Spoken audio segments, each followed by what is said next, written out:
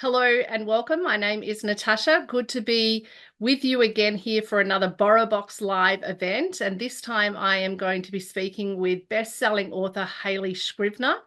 We'd like to begin by acknowledging the traditional owners of the land on which we're recording and which you might be watching from.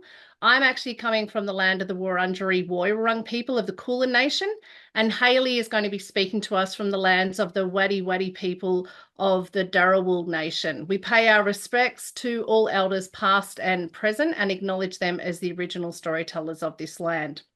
Just some quick housekeeping. We're going to be in conversation, Hayley and myself, for the first half, and then we're going to turn over to you so you can ask all the questions in the Q&A button that is at the bottom of your screen, which a lot of you have already found. So please feel free to submit those, and we'll get through as many as we can. This webinar is being recorded and will go up on our BorrowBox YouTube channel in about a week or so after the event, so you can enjoy it again or share it with friends, particularly those who might not have been able to be with us today. So let me introduce our guest. Hayley is the author of Girl Falling and Dirt Town. Girl Falling was released in Australia in August this year and was described by the Nine newspapers as a remarkable exercise in complex storytelling written in Scrivenor's idiosyncratic, metaphorically vivid prose and a worthy follow-up to the best-selling Dirt Town. Dirt Town, which a lot of you will know, was published internationally in 2022, was known as Dirt Creek in the US, where it was a USA Today bestseller, and it quickly became a #1 Australian bestseller. The novel was translated into several languages and shortlisted for multiple national and international awards, including the Margaret and Colin Roderick Literary Award, a Ned Kelly Award, a Crime Fest Bristol's Crime Fiction Debut Award, a David Award for Best Debut Crime. And then in 2023, Dirt Town won the ILP John Creasy New Blood Dagger, the Lambda Literary Award for LGBTQ plus mystery, and the ABIA, the Australian Bookseller Industry General Fiction Book of the Year.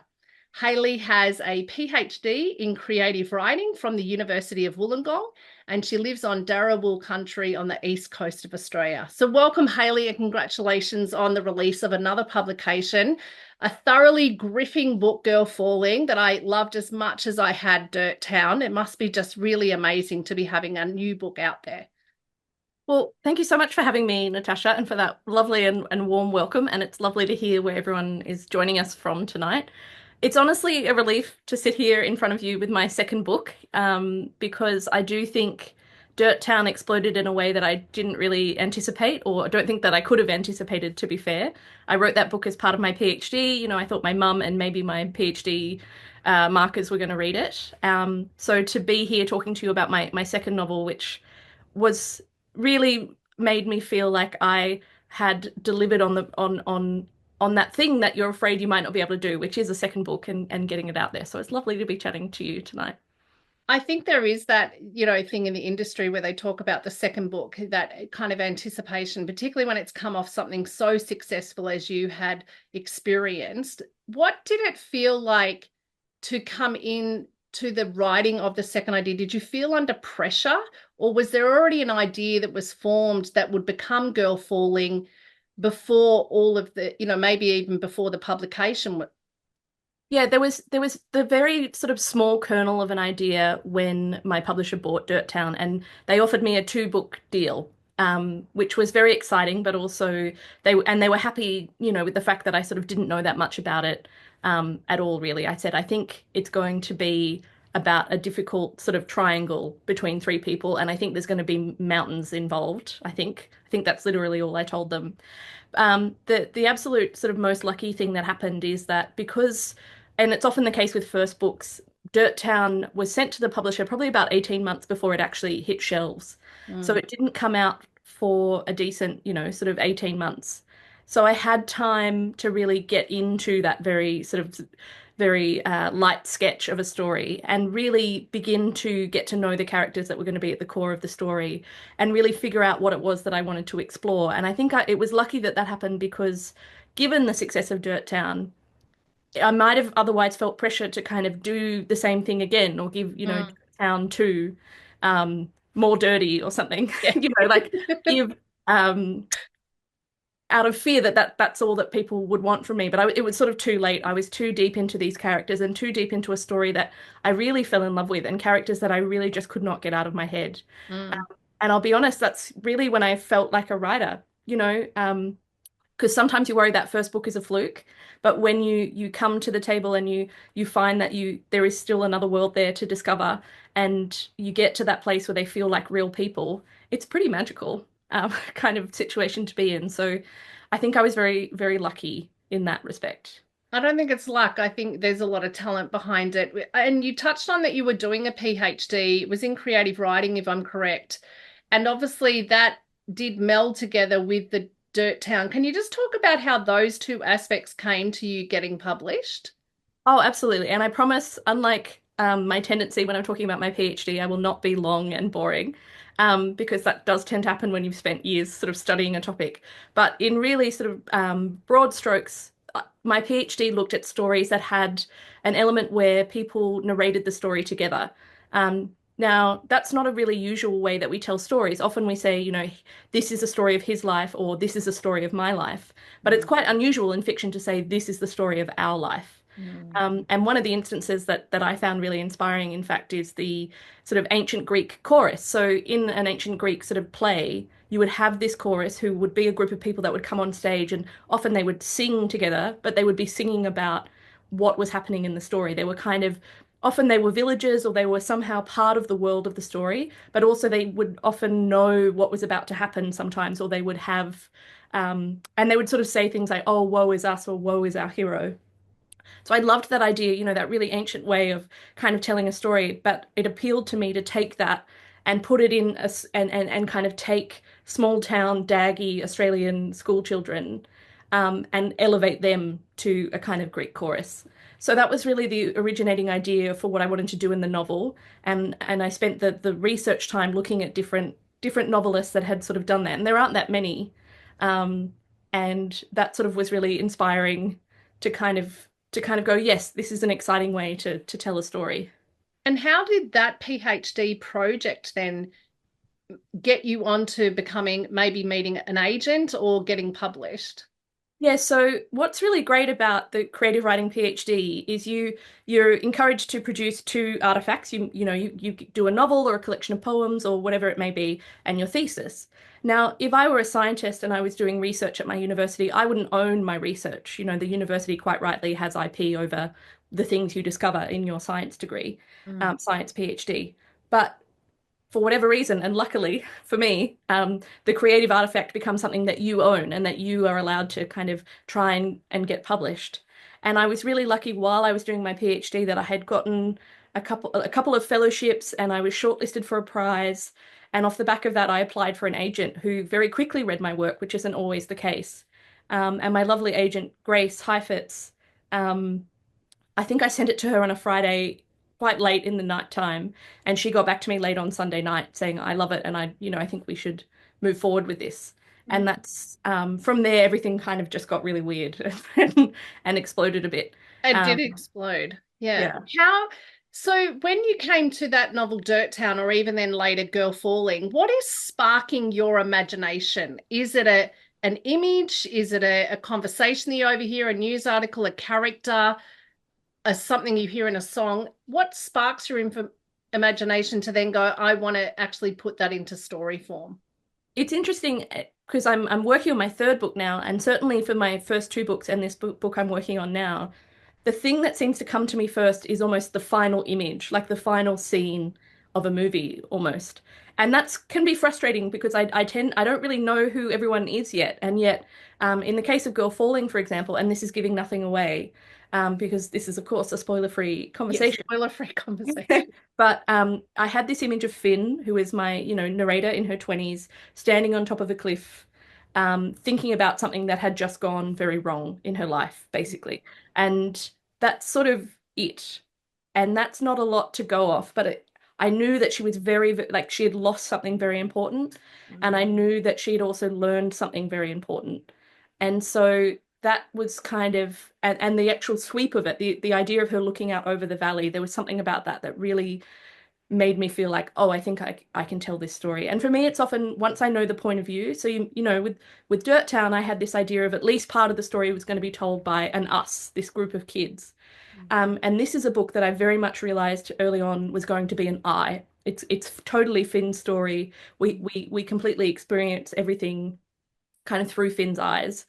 And that's because I think it's a story about really grappling with things that are hard to live with, I guess, and questioning yourself and not knowing if you have the right take on things. And I thought the most interesting way to share that story with the reader was kind of bring them along with me by having it in the first person, because we only have access to what Finn knows and what Finn can kind of surmise about what's going on around her.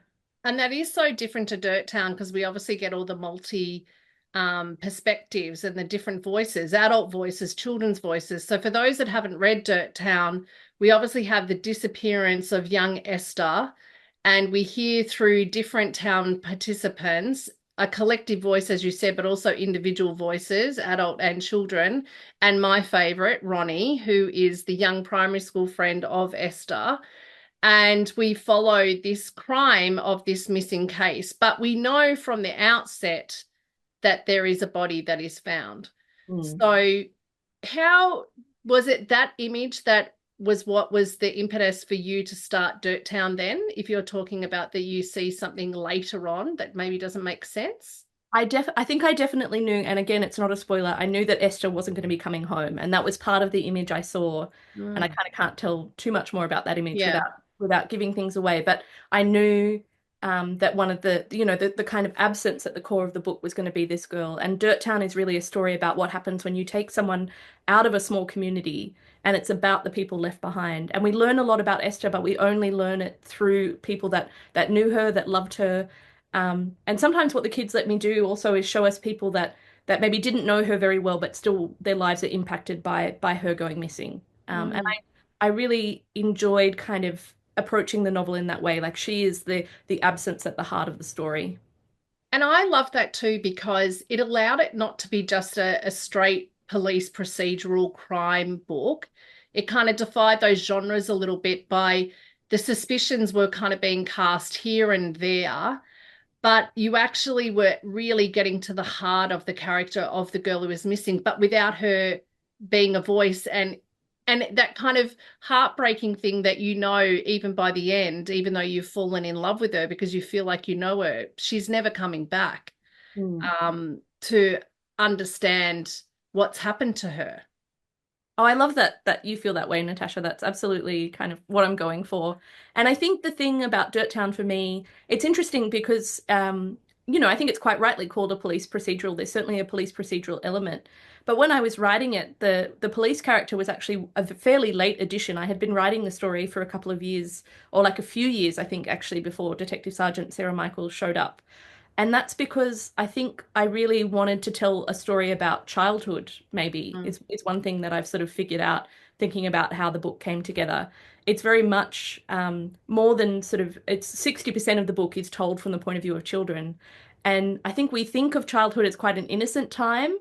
But I was really interested in what would happen if we kind of delved into the anxieties of children, and also the more attention I paid to the children in the town, the more they became kind of implicit in the plot. And I Mm. think so they have they're sort of kids, they can't drive places, they can't make things happen in the same way adults can. But it was interesting how the things they learn and the things they pay attention to ended up being really important in the plot. And then of course I also have the missing girl's mother, and I have Detective Sergeant Sarah Michaels, who was a character I really loved in the end, but she is um, yeah, a later addition, and certainly I think the only person who could kind of ultimately unpick the mystery, and I think that's why she needed to be in the story. Mm. And I love that she is a flawed character. You know, the more we get to know her in her private life away from the case, there's things that she's grappling with as the kids are grappling with, very difficult situations. I mean, the book goes to some dark places and their own home lives are not a happy one either. When you're sitting down and you're dealing with multi perspectives, when you come to the desk to write, are you sort of thinking to yourself, okay, today I'm going to be doing the chapter that deals with Ronnie's point of view. And then tomorrow I'll think about Sarah's point of view. Or are you writing kind of a mixture on the one writing session? It's interesting because I had a lot of self-doubt writing my first book, as which I think everybody does. I don't think I'm special in that at all. But I learned that I just had to kind of write whatever was coming, and that the energy that it took to sort of suppress a scene and focus on the scene I thought I should be writing was really counterproductive.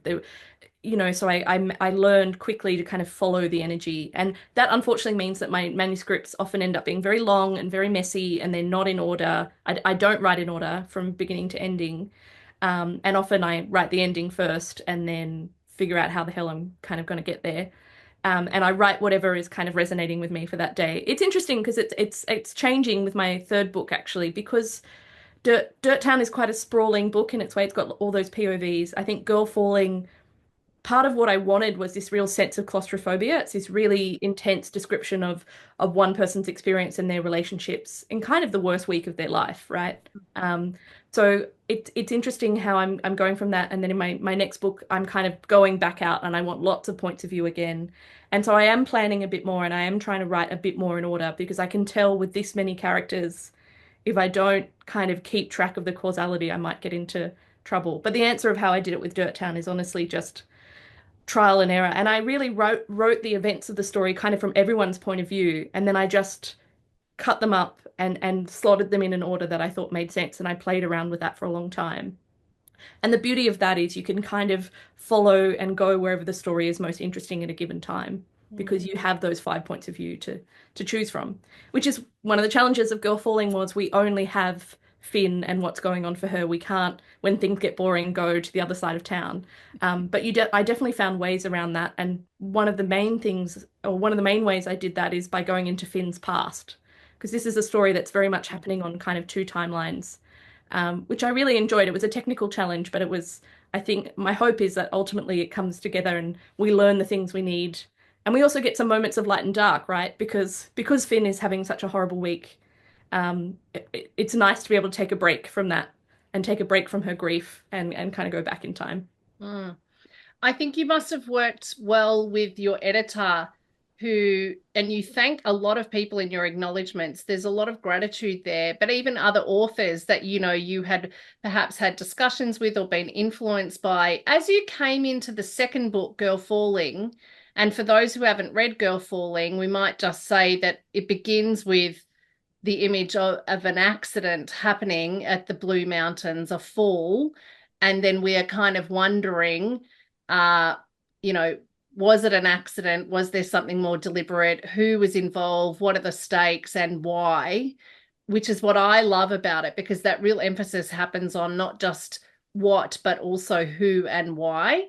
So when you came into that second book, was there one of the people that you had worked with or had discussions with that you maybe put in the acknowledgements of Dirt Town that had given you a piece of advice that you kind of took in with you while writing Girl Falling?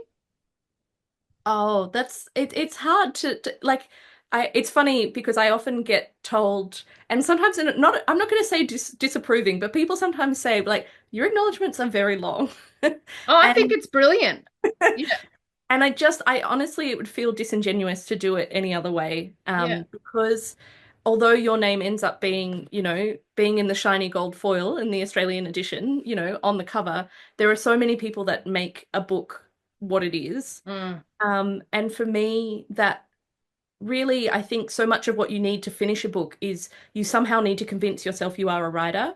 And it is so much easier to do that if you are surrounded with people that kind of go with you on that delusion. And that's honestly kind of what I think most of my acknowledgements are. They're like, thank you for indulging me for this period of time. And I do think the first book is the hardest because you are writing into a void. Nobody is dying for your book. Nobody is waiting for it. There is no guarantee that it will ever be of interest to anyone. And so I feel like those first acknowledgements are really kind of wanting to reach back in time and say thank you to all those people that really helped me kind of keep going. So in terms of, I mean, I learned so much from the editing process. I think editors are geniuses, and I feel so lucky that I get to work with them because everyone is kind of working for this shared goal of making you look better on the page. Mm.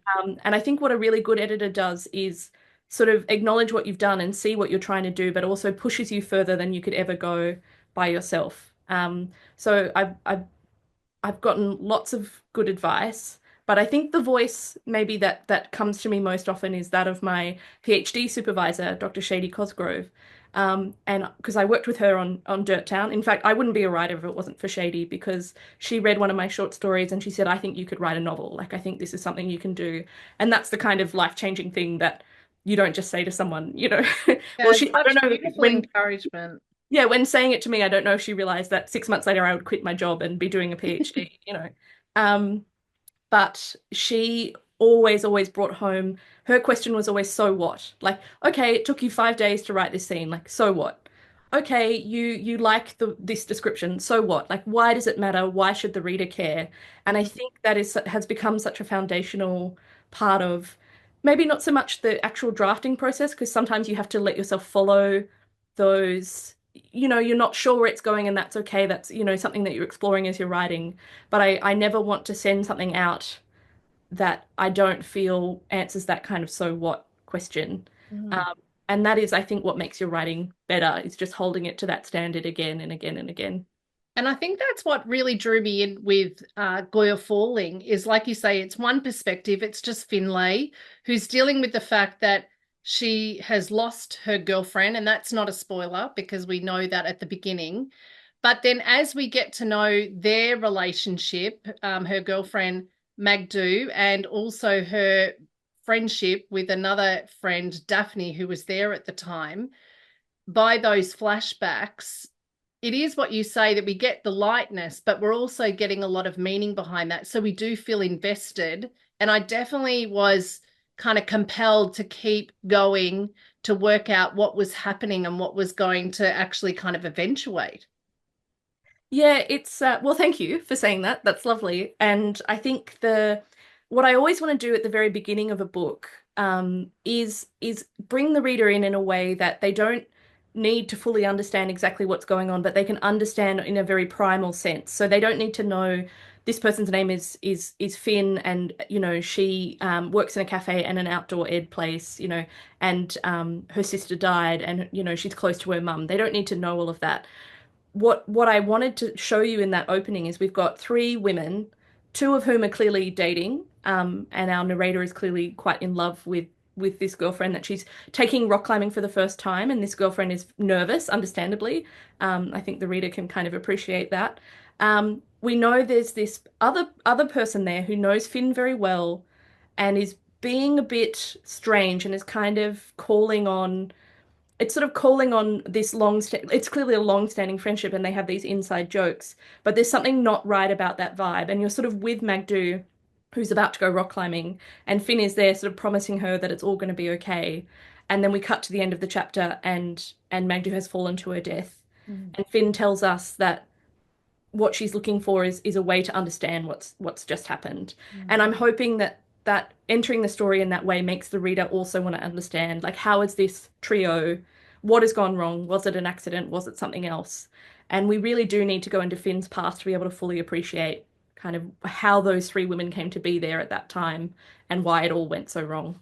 I think for me, and because I went to a girls' school, I really got hooked into that trio. It was quite intoxicating. Like the love affair, the intimate relationship between Magdu and Finlay is so intoxicating on an intimate level. But then there's this intoxicating kind of friendship.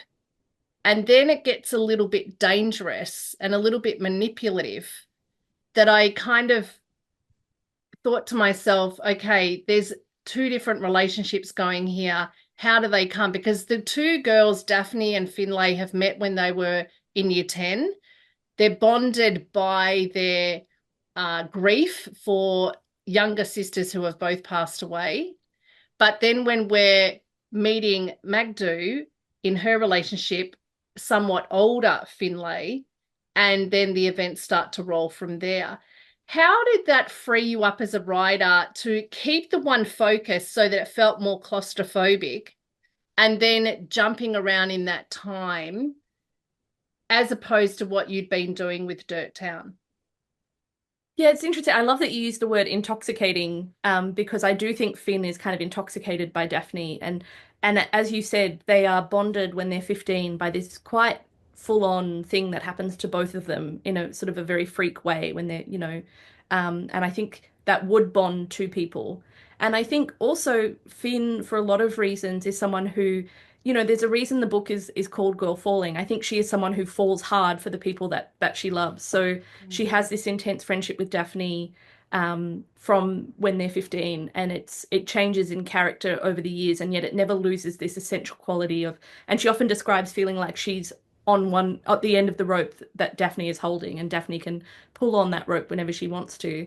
And I do think that that dynamic is something that's familiar to a lot of people. I think we've all felt some version of that. And while Daphne is a kind of like, she's a really fun character in a lot of ways. She's someone who's really animated by Greek myth. She loves science. Like, she's a very interesting young woman.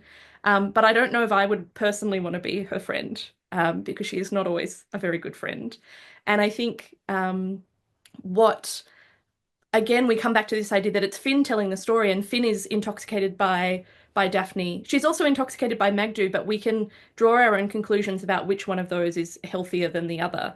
Mm. And I think at a certain point, Magdu steps in and becomes almost like a an advocate for the reader, or the reader's kind of representative in the story, saying, Finn, you need to start looking at this and thinking differently about what is happening. And whether Finn's going to be able to do that or not in time is kind of a big question in this. So I loved the challenge, but it was a challenge to have that story happen in that very tight sort of triangle of three, Mm. was difficult. And I think again, being able to go back into the past and for us to understand, and again, it's hopefully not giving too much away, but Daphne knows a secret of Finn's that Finn holds so much shame over and so much fear over, that we begin to understand how Daphne has her under such sway, I guess. But we also then have high hopes for Magdu's, genuine and authentic love, I think, and her sort of her offering Finn a different way to be. Mm. And I do hope that the story is a love story. I think that was something that another challenge I set myself coming from Dirt Town into this totally new book was I wanted to explore that kind of um like romantic love story. And I And have love you Haidu and Finn. I think And they're, I find they're it so kind of, convinced. It was really convincing and it's really authentic, that kind of the intimacy between them. It feels really believable. And I think Magdu does really want the best for Finn. When you go back to the teenage sections, you're reminded of when you're a teenager, you're trying to determine your identity, you're trying to, you know, cope with your anxiety, and you can see Finn is enamored by Daphne. You touched on just a little bit there about the Greek mythology that comes in and Daphne's absolute obsession, which of course you mentioned before.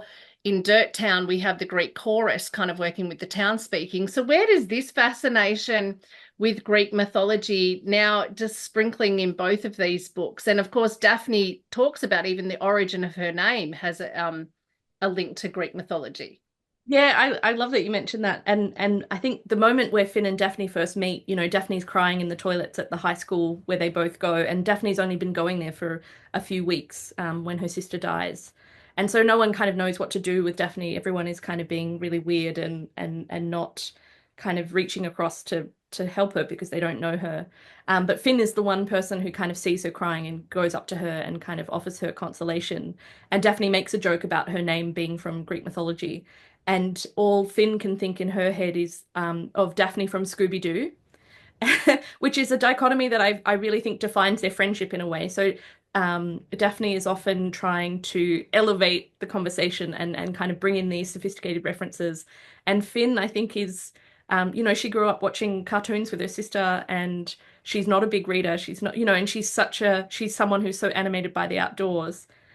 So sometimes I love finding those little things that are just a small moment, but kind of, I think, almost foreshadow what their relationship is going to be, which is Finn kind of being impressed by what Daphne knows and kind of taking her at face value, and Daphne what Finn doesn't realize, I think, is that Daphne gets a lot from that dynamic. Finn is always wondering, like, I'm just the person who is too dumb to know who Daphne was and think of Scooby-Doo. And yet there must be something that Daphne gets from Finn for her to kind of be in this tussle or to have so much trouble letting her go. They're very Um, drawn to each other, but for different reasons. And then when you get that relationship with Magda and Finlay, I really loved the element of not just that we're having a queer relationship here, but also race comes into it because, of course, Magdu is from Goa. And so we have a racial element, and the fact that Magdu's family is not very accepting of her being in a relationship with Finlay. They haven't met her until after Magdu has passed away. I love the character of the mother, Sunita, in that confrontation.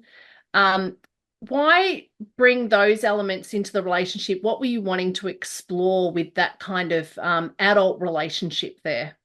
I think adult relationship is the key word. You know, I Mm, really wanted um I wanted Magdu be to represent for Finn something. And I use that word kind of quite purposefully. And I there is always a danger that a character like Magdu could end up over idealized. And then I realized that's kind of the point, is that she does represent a different future. And I think because she's had to fight hard for her own self-acceptance. So as you said, she's born in Goa, so strict Goan Catholic family. Like it is not, they don't know that she's gay, and she's kind of financially dependent on them while she's finishing her psychology degree in Australia. And that dynamic, I felt I did, you know, I invested in this character and wanted to make sure that I kind of did due diligence to represent this character in a way that was thoughtful and I guess have her be a fully fleshed character while also knowing that she's always kind of going to be the object of desire and someone that Finn kind of projects all these other things onto. And I think the thing that Magdu has to remind Finn of is um, you have to fight for the things that you want and you have to be able to set and maintain boundaries. And Magdu has had to do that. She's had to sort of say, this is who I am and I'm okay. And I don't have to think or believe that if I don't want to. And she's the one that kind of warns Finn that you can't just say that things are okay. You can't just sort of um, use labels like sort of friend or married or things like that. Because one of the things is Finn decides very early on that she would like to marry Magdu, actually, and she sort of has this extended fantasy throughout the book.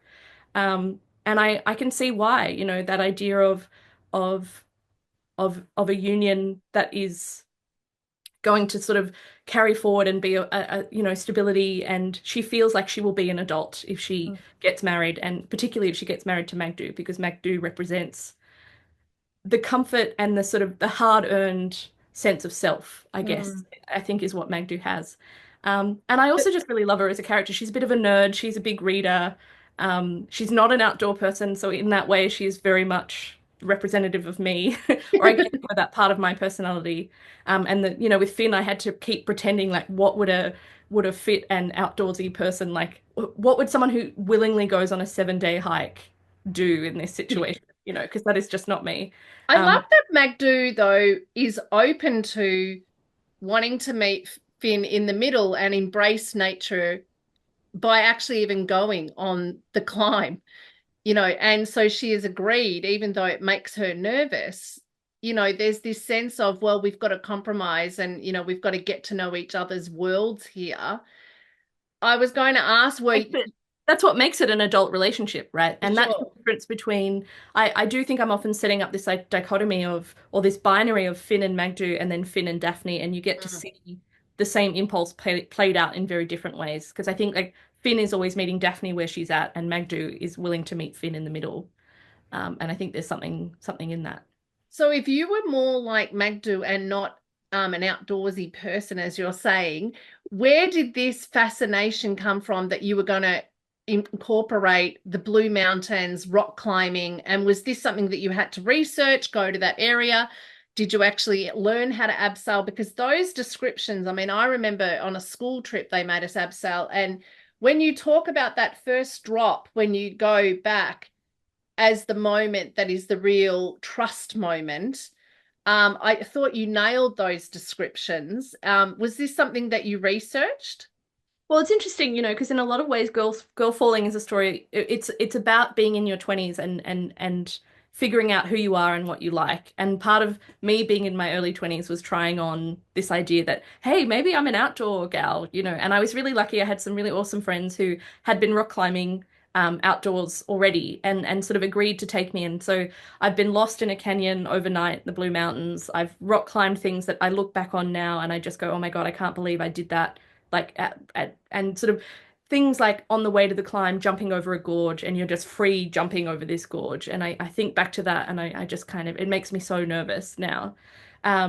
But at the time, I sort of didn't know any better, and I felt safe with my friends, and I sort of trusted them, and they took really good care of me, to be fair, and I got to do some pretty cool stuff.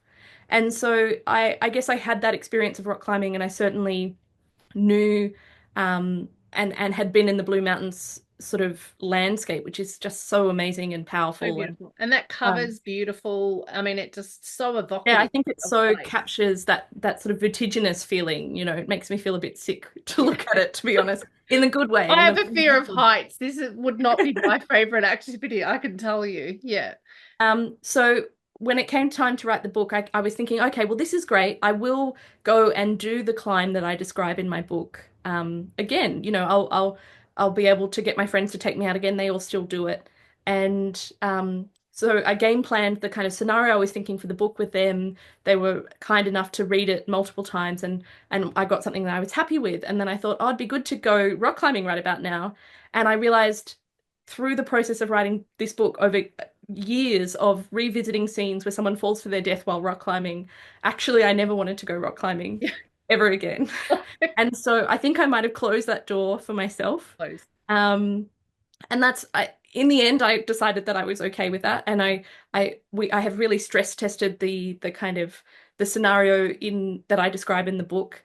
And one of the challenges too, when you're describing something like rock climbing, which like many outdoor sports has its own, you know, world of jargon and world of kind of technical stuff. Finn clearly knows this, like she is someone who teaches this to other people. And so I was really finding the line of making you feel completely confident that she knows what she's doing, but not drowning you as the reader in jargon that's just going to make you feel distant from what's actually happening. So that was No, one of the fun research challenges of the book. I felt really immersed and I felt right there. I think you describe place so exceptionally well that we really are dropped into where they are. And then, when you're doing all these time switches back to when they're teenagers, then back to sort of, the Blue Mountain Ranges. But you feel that sense of what it looks like, even if you haven't been there. I mean, I was lucky to go there a couple of years ago, as I was telling you before we came on, but and the kind of the environment, the smells, you give that really good sense of all the senses that are alert and awake, the adrenaline that's going through.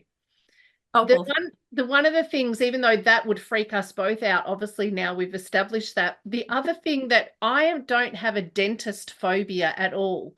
But for anyone that has a dentist phobia, I do want to say your description of sitting in that chair, and I don't want to give anything away, but there is a scene in a dentist room that was so perfectly described for someone who must have an anxiety about going to go see someone about a bad tooth. well, yes, I do almost think there should be a content warning about the dentist scene. And Yeah. I I very kind I sort of assumed that it would be cut from the book because it was one of those things where you're writing a scene and I went, I just want to do something scary at this point in the story. Yes. I couldn't think of anything scarier than going to see your usual dentist and then someone coming in who you don't expect and you being totally powerless. And I just like that is it for me. That I'm genuinely and wholeheartedly afraid of the dentist. My Right. dentist was lovely. And I was at an event once actually where I think he said he was the president of the Australian Society of Dentists, came up to me, and he said, "Oh, well, I'll be reading this book with interest." And I said, "Well, in the end, and I don't think this is too much of a spoiler, but it might make it more comfortable to read. Like nothing, nothing terrible happens. There is not. Um, I loved the anticipation, Hayley. Don't ruin it for anyone because reading but I that think just kept for me. fellow dental fearers Yeah, like you me, can't go to know that sleep halfway through that scene. I'm going to open up to questions. So, for anyone who has been listening along, please feel free to submit your questions in the Q&A button that you can see at the bottom of your screen. We want to try and get through some. So I'll read them out so that everyone knows what the question is, and then Hayley will be able to get through what we can. So someone has said, if someone has written a novel and can't get published, what do you recommend? Write something else or rewrite? I mean, it is such a hard question because obviously there's sort of it's hard to know what the right thing to do is. So, in my case, I don't have a novel in the bottom drawer. Like a lot of writers say, they had to do that. They had to get through and finish telling a story. And I do think finishing the manuscript is the key thing in either case. But for me, what worked was just continuing to kind of and committing to doing big changes to it because Dirttown was I mean I spent 6 years writing that book and there Right. was a version that was only told from the point of view of the Greek chorus. Oh um, gosh. and that was like a finished draft. And my supervisor said to me at the time, like, this is not working. And I remember thinking, this is a gift. Like, I have the opportunity to take what I've learned about that chorus and I'm going to start telling the book again. So in my case, I didn't throw the book away, but I did have to make like a big swing and I did have to decide to do something. I think the key thing there, though, was that I had someone I trusted to kind of help me make that decision. And so this is the part where I would sort of recommend finding someone who can do that for you. Um, I know, for example, that Catherine Collette, who used to run the First Time podcast with Kate Mildenhall, she has a fabulous sort of Instagram presence, but also website and coaching if you want to get into that. But I think the way she talks about some of those decisions and some of those questions is so useful. And I still read all her stuff about, even though I'm not a beginner writer anymore, I still find all of it so useful because she's good at articulating those questions. Mm. So the answer, unfortunately, is it depends. But I think you're not alone if you can't figure that out on by yourself. And in fact, one of the skills you have to have as a writer is finding a way to connect with other people and getting them to help you with your story, basically. Mm. So there's sure to be a writer center where you are that can point you in the right direction. But Catherine Collette is Catherine with a K. Collette is C-O. I think it's 1-L-E-T-T-E. I would really recommend her Mm. sources as well. I follow her on Instagram, and that's good advice. I just wanted to get to Kate said she'd found she loved your PhD topic and she found it fascinating. So thanks for explaining that. Oh, well, that's We've nice. got Kathy says, will Girl Falling be on audio and available in libraries? If so, when? So for our ANZ listeners tonight, we already have that in Australia and New Zealand. But if you want to talk about what's happening with the publication further afield, Hayley. Yes, so Girl Falling will be out in the UK in June, and it will also be on audio formats, and it'll be actually be out in the US in March, I believe, and also on audio formats. It's if you've done the audiobook for Dirttown, it'll be the same narrator. Sophie Lochran did such a fabulous job with Dirttown. And we had the opportunity to audition different people to do Girl Falling, and when I heard her reading Finn's words, it just really felt like the absolute sort of right person to be doing that. So yes, but the audiobook will be available everywhere. But yeah, from March in the US, June in the UK, and sort of associated territories. Yeah. And she was such a talent, Sophie, because obviously in Dirttown, she had to do the adult voices and the children's voices. And then obviously here you've got quite distinct characters because the personalities of these three girls and a lot of dialogue that they're engaged with. I thought Sophie really nailed not just the tone and the pace, but also the sort of authentic voices of them being either a child, an adult, in some kind of relationship. And it's such a skill to kind of inject that personality, and I honestly feel like she really honored the rhythms that I had in my head. Like as a writer, you're really trying to get something down on the page in a way that yeah, sounds a certain way, I think. And so it's really rewarding to feel like the audiobook does service to that. And do you listen to audiobooks? Is that how do you like to read? Is that part of Oh, I'm your a massive reading audio habits? listener, and Mm. I want to get through so many books that if I didn't have audio in the sort of rotation, I just wouldn't get through them. So I love having a few audiobooks on the go. And do you listen to where, obviously not when you're bushwalking or going mountain climbing, but where do you like to listen to them? Is it while you're doing housework or on a walk or? It's driving for me. Mm, I think the audiobooks are perfect because they keep me engaged and just like I can follow the road rules and it keeps me more awake than if I was listening to nothing. It sort of mm, keeps that part of my brain entertained so that I can really focus on the manual sort of part of driving. But I will sort of sneak them in whenever I can, really. So yes, often walking, often doing the dishes. mm. I've got really good noise cancelling headphones. So I was mowing the lawn today, so I was listening to. Oh, I'm lovely. listening to Juice right now by Tim Winton, and Beautiful. the audiobook for that is fabulous. It's David Field. He was in the recent Mad Max Furiosa, and Okay. his voice is just so right for that. Talking about that match of narrator to kind of story. Yeah. Yeah, it's great. We've got another question. Have you ever thought of writing a sequel to either of your novels? I have loved both. Oh, well, thank you, Anonymous. I I would never say never, but I would say that I'm working on my third book now, and that is another standalone. And for me, this I think because it's something to do with the fact that the point of telling is so important to me. So it's almost if I don't have a way into the story that is something to do about where the story is being told from. And for me, it's most exciting when that's like a new way of telling the story, if that makes sense. So it was that move from lots of point of views to one point of view, for example. And you can totally do that in a series. I mean, I just did an event last night with Tim Aleph, and he has great sort of people come in and out. There's like a main character that is always in his series, but then he'll have other people kind of so it's never say never, but I just when I get so far, every time I've been excited by an idea, it's a different idea. It wouldn't work Mm, in the universe of and unlike say Chris Hammer, who I love his books, and the Hammerverse, what I love is everybody's kind of in the same universe and they cross over, when he needs to report a character, he has Martin Scarton kind of pop up. But I actually really think of my books as like separate little planets almost, like Planet Dirt Town is not on the same planet as Planet Girl Falling. And I don't know why that is. I'm very jealous of people interesting. that write series. Mm, Like I love Danuka Mackenzie, her Detective Sergeant Kate Miles series yeah, is my love that. absolute favorite. And I would love to do that. I would love to stay with one character and really get that character development that you can get over multiple books. And yet it hasn't worked for me so far. So, I but think never say what you're never. doing is right, and you're trusting your gut. I really get the sense that you trust your gut and your intuition, and I think that that is a real skill. Obviously, when you are coming into writing another book, you just have to go with what feels true to you.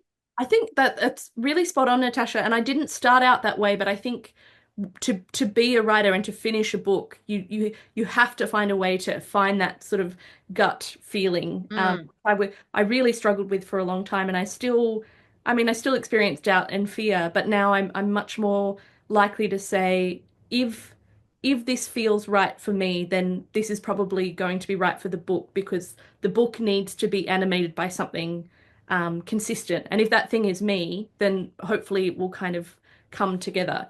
And mm, the thing that helps me do that is realizing like I won't stop until it gets to the point that it's good enough. It kind of comes back to the question of so what? I keep mm, asking myself that question as a balance to going, okay, this is what I think I need to do. And mm, those two things I think keep each other in check and also keep you moving forward. mm, It can be so paralyzing otherwise if you if and sometimes it's good just to make a decision for the sake of, okay, I'm going to try and tell the story like this, mm. you know? I mean, and it's just you in the room at the end of the day, so you have to find whatever motivates you, I think. Yes. Debbie wants to know who was your favorite character to write? Is there Oh, a that's a favorite? great It's like question. picking your favorite child. I wonder if that's across all everything because Yeah. I do have a continuing soft spot for Ronnie, in Dirt Town, and that's because she's sort of a chubby know-it-all who's always thinking about where her next snack is coming from, and that could be my sort of bio. Not that I'm 12 years old anymore, but I was once 12. But the funny thing is, like, and I realized this as I was writing Girl Falling, is Finn is almost is similar to Ronnie in many ways, and she's like that character grown up. So I also have an enduring fondness for Finn. Mm, 'Cause I think she does. I think Ronnie is also a character who's very open to other people and really falls hard for other people. And so I think that carries over and is one of the reasons that I found Finn. And you have to love your characters to write them. And I had to fall in love with the characters that Finn is describing as well. Like, I mm. know Daphne is not everybody's favorite character, but I love her. And I think you have to be able to kind of She's do the, got charisma. She's got she's charisma. got total charisma. Yeah. Yeah. That. Yeah. Deborah says, "Hi, Hayley. Thanks for this great talk. Did you have some children to listen to or chat with in order to capture their voice, or did you just research it some other way?" Oh, that's a great question. And I think my memory of being a kid is that I was that really annoying kid that didn't know how to talk to other children, and I would hang out with adults. And so and I would sort of I was always talking other kids into playing like blackjack or something. Like I was always trying to work the angles, and I was an only kid until I was 12, and I think I didn't really feel like I understood children. So I love that people feel like I've done justice to them. But I think how I did it is just by really trying to sit in and remember what it felt like for me to be a kid. Mm, And one of the joys of Dirt Town is, particularly in that chorus, I get to try on different experiences, but often they're just something that because I did have friends. I wasn't totally, adrift, but I think children often feel a bit outside of things. And mm, I think we often render children in this quite innocent, kind of fun way. But I was interested in leaning into what it feels like to be lonely as a kid, or what it feels like to be jealous, or those kind of, we think of them as more adult emotions maybe, but I think they totally work in the constant. And when you take children seriously as a writer, I think they reward you in the mm. sort of level of characterization that you get. It touches on for me how it reminded me of Stand By Me, where they're kind of a mismatch. And I found that with the sort of the trio of friendship in Dirt Town too. Well, So, I mean, and that's small town friendship, right? Because you're kind mm, of like, well, this is what I've got. Like, this mm. is, Yeah, I I need to remember, make the most of I, it. and this, they were great friends and love, I remember them fondly, but I had two friends that were really into horses. And I didn't have a horse. I was never going to get a horse. And I remember always being really annoyed, but like these were my best friends. And so I had to kind of pretend to care about horses, because what else was I going to do? Sit at home alone. Yeah. I think it's really funny that you have friends who like horses and friends who like mountain climbing, and you're accepted because you don't like either of those things. I think, Yeah, I'm making myself sound a bit curmudgeonly, aren't I? I just um, like, I love a good movie, I love a think good they're book. envying your beautiful, wonderful riding life and touring everywhere, I'm for sure. Steph just says, first, I want to say congratulations on both your amazing books. They were both QBD Book of the Month, so please keep writing fantastic stories for us all to sell. Do you Oh, feel hello, under Steph. I know time? Steph. All We right. kept missing each other in Do you Melbourne. feel under pressure to get this third book out by a timeline? I think it's such a privilege for people to even have any sense that they would like to read another book by me. Mm, And in really practical terms, I've signed a contract and I know when the book is due, and I feel good about that deadline. mm, And so I think with Dirt Town and working on Girl Falling, sometimes it would stress me out when people would say, "Oh my God, I can't wait for your next book," and I'd be like, "Well, it'll be ready when it's ready." And I realized that was quite ungenerous of me, and that was coming from a place of fear. And I mm, do feel that as I'm getting more into this career, I'm able to kind of accept that for the compliment that it is, mm, and kind of and the main thing for me is that when I sign a contract, I have to feel good about my ability to do it in that amount of time. mm, And I think it's your job as the writer to kind of push yourself, and to, you do want your books to be continuing to come out and for people to remember you and to seek out your stories. But I think finding that amount of time that makes you feel like you can do a good job is sort of your part to play in the process. mm. And There's a everyone's question different. here that probably relates where it says, do you have a writing routine? So I'd imagine when you said the first book took you 6 years, you were working alongside that time. I'm not sure if you're a full-time writer or not, and has that actually changed your writing routine as we're being asked here?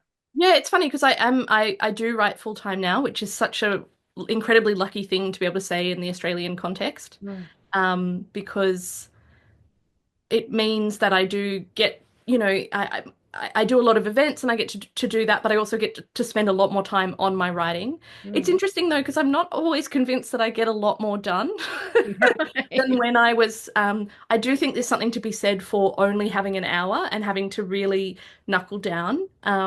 But I have gotten better, and I spend a lot of time and energy trying to get better at being able to focus for longer periods of time, because that Mhm. is my total Achilles heel.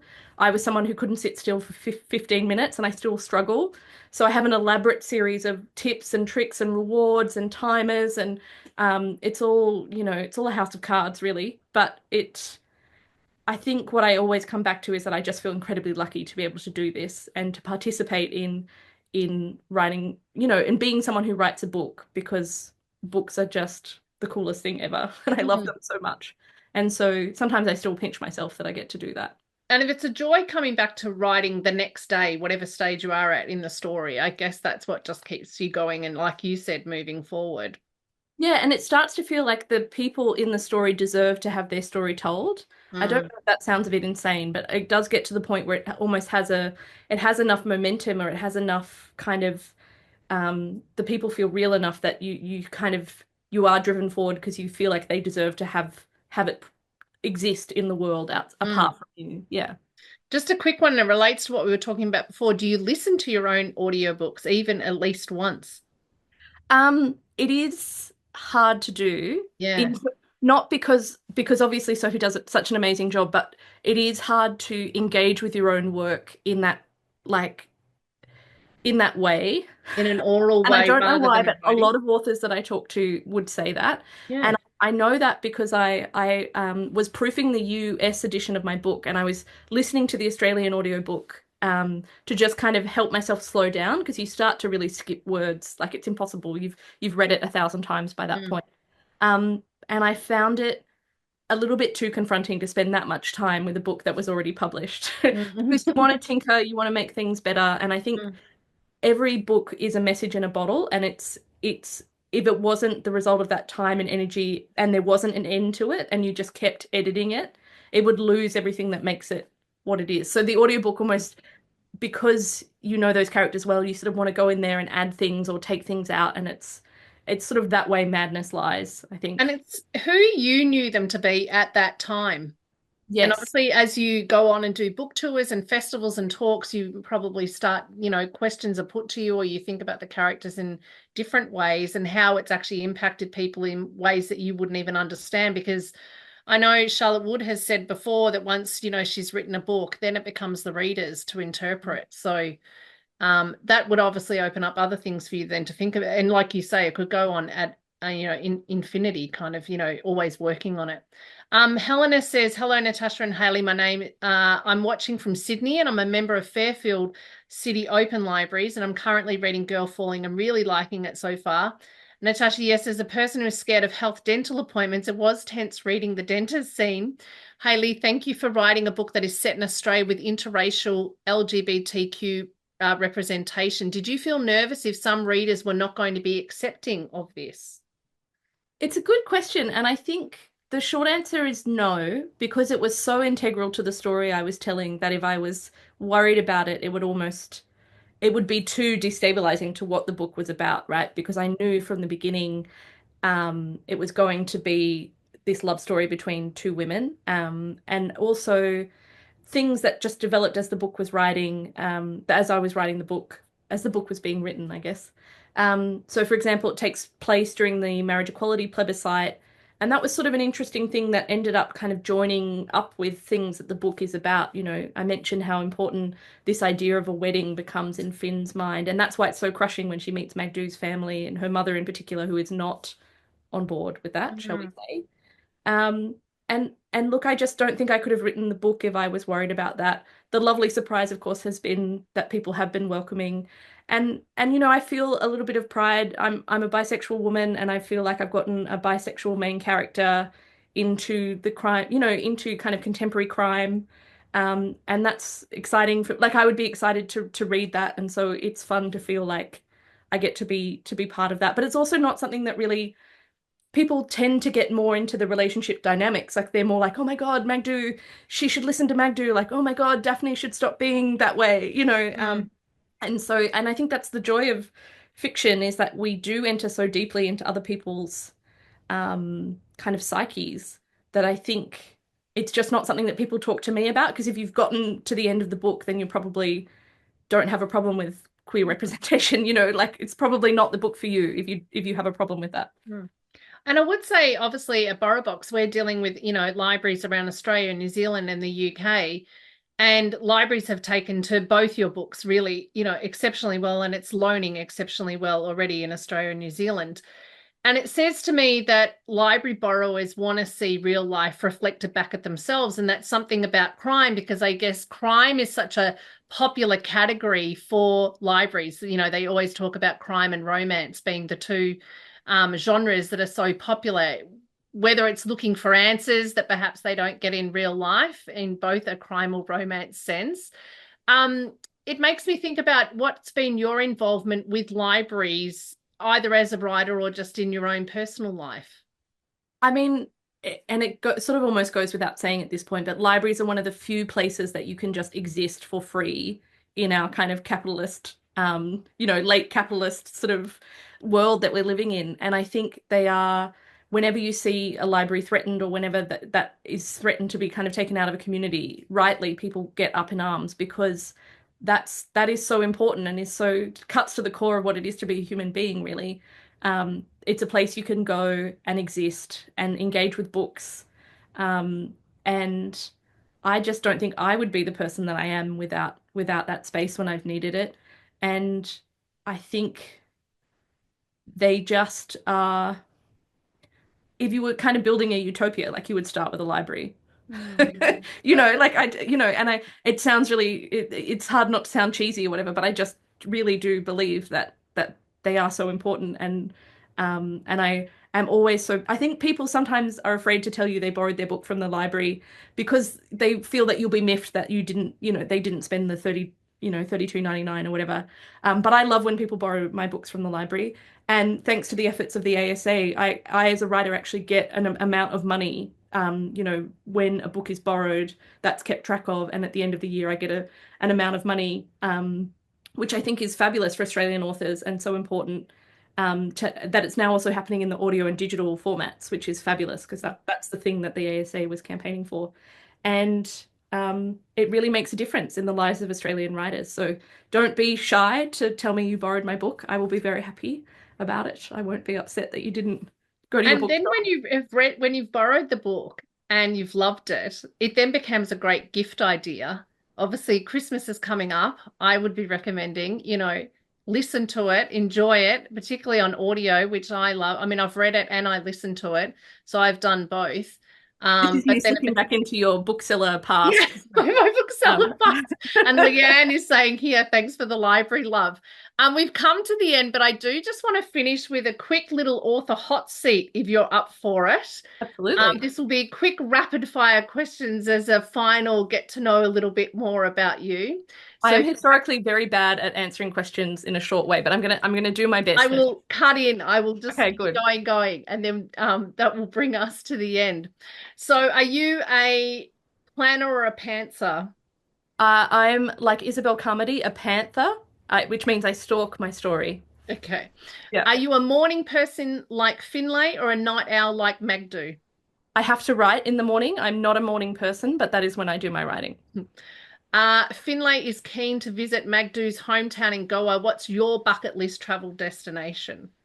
Oh, I'm going to New York next year to meet with my Right. US publisher and, just be in New York. It's going to be great. Awesome. Broadway. Listen to music or silence when you write? I listen to music, but it has to have no words. Can't Hmm. have lyrics, otherwise I get distracted. What is your snack of choice while writing? Ooh, anything that I can eat with one hand so that I can sort of be doing both and And is it full. savory or sweet, like chocolate, Oh, or I'm are a you total going total nuts? savory gal. I Hmm. don't actually have a very big sweet tooth. I don't know why I need to go to the dentist so much. Yeah, right. That's it. Finlay loves the neroli oil smell of Daphne. What's your favorite smell? Ooh, that's a great question. I really just love, when you scratch a lemon and you just sort of Oh, smell a the lemon. zest, yes. Good. Yeah. Perfect. What is a sound or noise you love? Ooh. The sound of the oven timer going off on a very delicious meal that I have just made and am ready to eat. Beautiful. What is the sound or noise that you hate, apart from someone falling, obviously, over the cliff? Yeah, the screams of Yeah. I feel like there is a campaign where I live for someone always to be mowing their lawn. And that is one reason that I have to listen to music while I write because there is just always someone whippersnippering or mowing their lawn. Like there Right. is a campaign. Neighbors who are tuning in need to note that. Favorite drink while writing, and is it different to afterwards, after writing? Yes, I never drink alcohol while writing because it's always been Well, kind it's of the out of morning, so yeah, that would yeah, be weird. exactly. Um, I mean, I love a cup of tea, just Mm. Earl Grey. Earl Grey, yes, Yeah. you're Earl I'll Grey. often have it black in the mornings just to kind of, Hmm. and then my lovely partner makes me coffee. Beautiful. For the, like, and I have that around 10:30, and that's a little pick me up to keep me writing. Are you a collector of anything? Books. Mhm. Who was your childhood celebrity crush? Oh, I had, in true bisexual fashion, a crush on both the actor who played Mr. Darcy and the actress who played Elizabeth Bennet. So Jennifer Ehle and Colin Firth. Right, I would have, perfectly. I would Yeah, have run away with either of them. Yeah. beautiful. I mentioned Stand By Me before, and it was River Phoenix, so always, always Excellent. on my mind. Yeah. What superpower would you love to have? I would love to be able to turn anything into anything else. I've thought about it. So I could turn myself into someone who could fly. I could turn that pile of dirt into money. And I think that would be the best superpower. That's almost the best answer I've ever heard.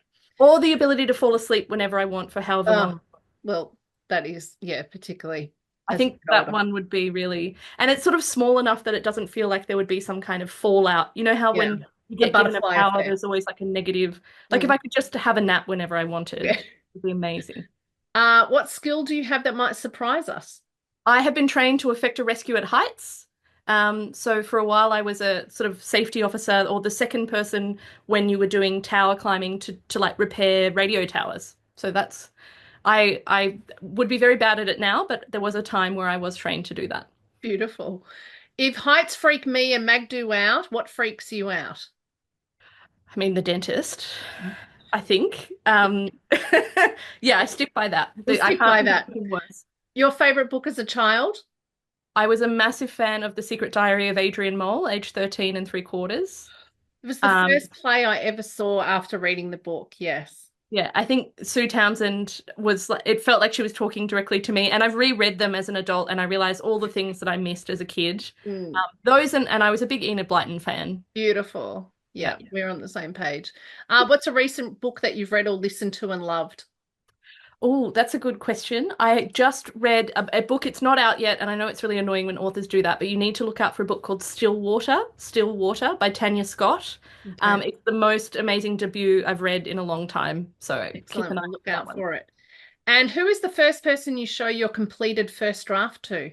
Oh, I met someone when I was at uni whose name is Gemma, and she's my first reader because I can trust her to almost think what I would think if I hadn't written it. Like, if she will like about it the things that I would like about it if I hadn't written it, if that makes sense. And so Mm. she's my go-to. That and my lovely neighbor Linda and dear friend, they're kind of my two number ones.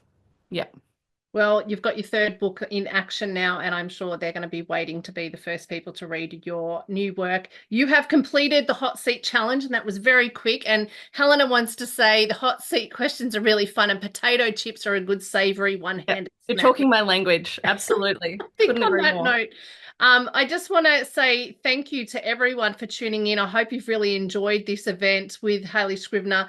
I want to thank my colleague Bridget, who's been working behind the scenes on the tech, Candace and Macmillan, and most of all you, Hayley. It's been an absolutely entertaining and engaging conversation, and I've really loved just getting to know about you and your work, and I really look forward to seeing what you're going to do next. Thank you so much. These have been such lovely, thoughtful questions. It's been so lovely talking about my books with you. So thank you. Thank you. And just remember to everyone, this is going to be on our YouTube channel in about a week or so. So if you want to watch it again or share it with friends, you'll be able to do that. And remember, get into the queue at your local library with the BorrowBox app. You can download the ebook or the e-audio book for Dirt Town and Girl Falling. And for the UK, as Hayley had mentioned, you're going to be having access to Girl Falling in June next year. So, but for now, we hope you've really enjoyed this talk and we look forward to seeing you next time. Thank you and good night. Thanks everyone for coming. Thank you.